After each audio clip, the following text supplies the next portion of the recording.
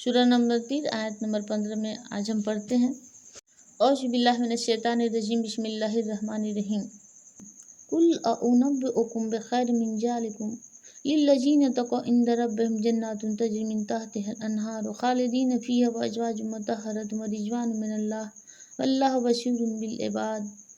तर्जुमा।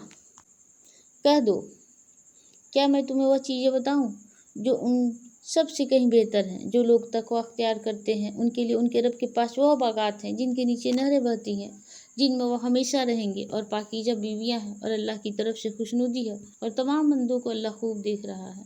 अल्लाह ताला हम सारी दुनिया के लोगों को देख रहे हैं, कौन क्या करता है, कौन क्या नहीं करता है, कौन बुराइयाँ करता है, कौन अच्छाइयाँ करता है, कौन किस मिजाज का, कौन किस मिजाज का, किसका बिहेवियर कैसा है, किसके रवैया कैसे हैं, किसका किरदार कैसा है, किसका हुस्न अखलाक कैसा है, कौन चोर है, कौन डाकू है, कौन इंसान है, कौन हैवान है, कौन कितना परहेजगार है, कौन कितना तकवा वाला है, किसके दिल में बेईमानी है, किसके दिल में गिना है, किसके दिल में पाप है, किसका दिल साफ है, किसका दिल नेक है, कौन नेक इंसान है, कौन बद इंसान है, कौन बुरा है, कौन सच्चा है, कौन झूठा है। अल्लाह पाक जर्रा जर्रा चीज़ देख रहे हैं, सारी चीज़ें देख रहे हैं अल्लाह ताला।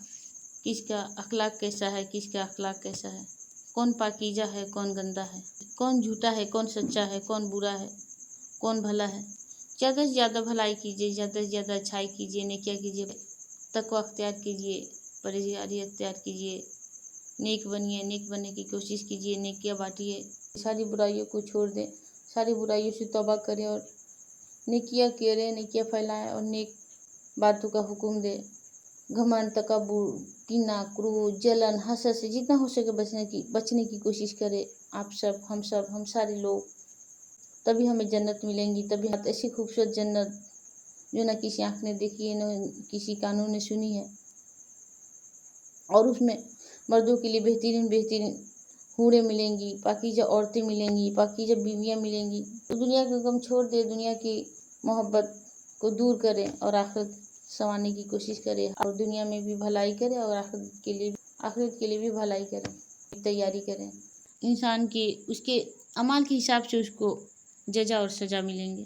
यहाँ अल्लाह ताला फरमाते हैं कि वो चीज़ें ना बताओ जो इनसे कहीं बेहतर है, मतलब दुनिया की चीज़ों से बेहतर है।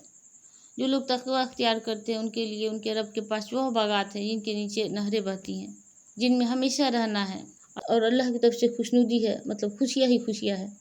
अल्लाह पाक हम सबको कहने सुनने से ज़्यादा अच्छे अमल करने की तौफीक अता फरमाए, हमें नेकियां करने की तौफीक अता फरमाए, हमें गुनाह से बचाए, गुनाह की ज़िंदगी से बचाए, और हमें तक़वा और परहेज़गारी अता फरमाए।